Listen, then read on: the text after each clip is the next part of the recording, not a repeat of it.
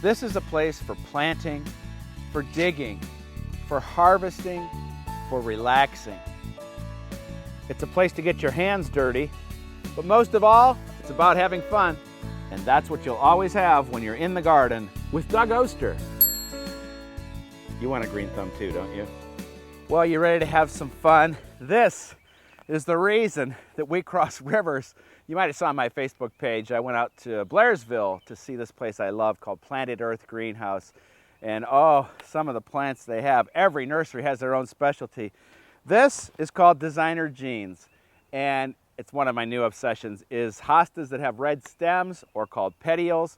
The trick of planting something like this with these red stems is so you can see it. That's where we're going to put it up here with this other hosta with the red stems.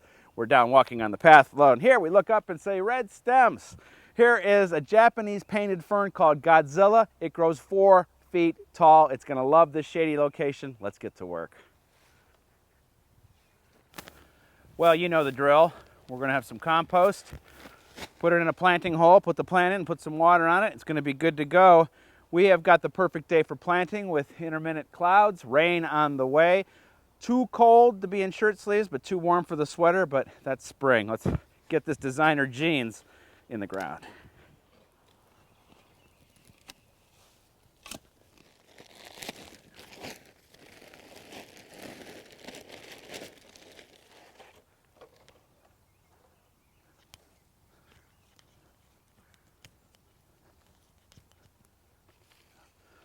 All right, go down below and see how it looks and then get that fern in place.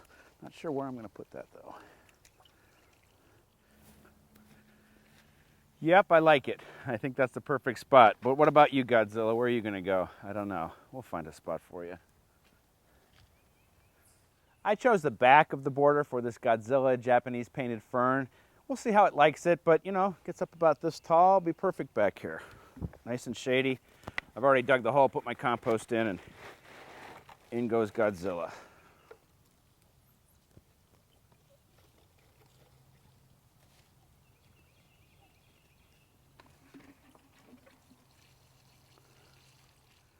Well, here's another hosta from the same parental line as designer jeans without the red stems.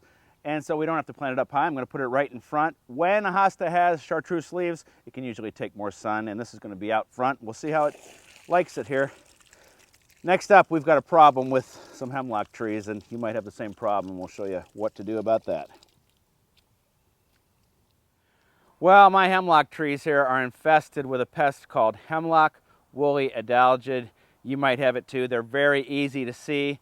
See these white cottony things? That's the pest. The good news is that there's a great organic control for it. What we have in here is horticultural oil mixed with water, according to the label instructions, and all we're going to do is cover these pests with the horticultural oil.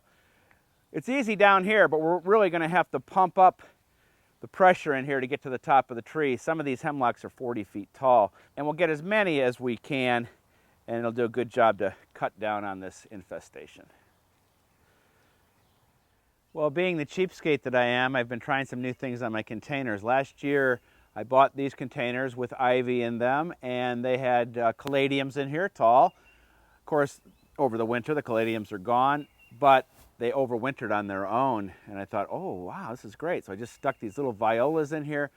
I love the combination. The violas will go till about July 4th. It'll get too hot for them, and then maybe we'll put caladiums back in here. And I have one other container I'm doing the same thing with, so follow me. Here's some other plants that overwintered. This is called creeping Jenny. I would never want this to escape into the garden because you would never get rid of it, but in a container it works pretty well.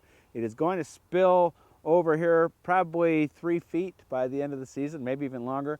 The only thing we have to figure out is what we're going to put here in the middle, and that will be probably a couple of weeks. We'll wait. Now let's finish up. I've got a lot of azaleas, but I love this one. This pinkish salmon color is beautiful. We talked at the start about going to other nurseries, and the best garden center and nursery is the closest one to your house. But cross the river, go find some other ones. Each one does have its own specialty, and you get cool stuff for your garden. Now, for more information about everything we talked about today, including my blog posts and more videos and pictures, check me out online, and that's where you can find a story all about ground covers, and not the big three, Pachysandra, Vinca, and Ivy, but all sorts of other choices. Until next week, nothing left for me to do except kick back and look at the azaleas. We'll see you then.